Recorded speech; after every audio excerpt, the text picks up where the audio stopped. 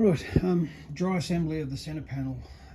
I'll get to it later on. So I've glued the tip panel, but I used wood glue instead of epoxy because I thought I would have had enough time, but I would have liked more time.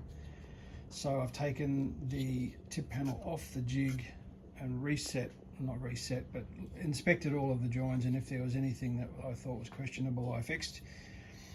Put the tip back onto the jig, and now I've dry fitted the center panel.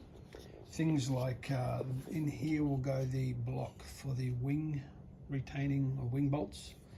So I've got myself a little spacer here that I can set to make sure these ribs are parallel. And the next bay over, up the front in here, goes the undercarriage leg. So as it turns out, my little square here is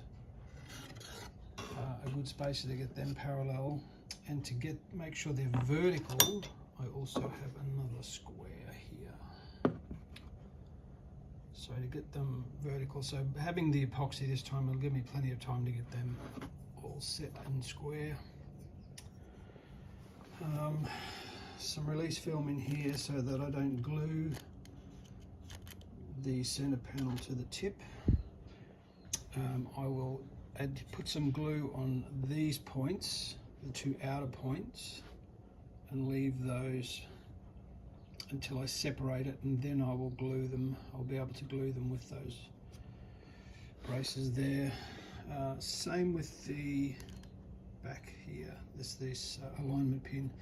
I'll put a spot of glue there and a spot of glue there, and then afterwards I'll set the root so that I don't glue them together. I'll glue the rods inside the tubes. That would be catastrophic.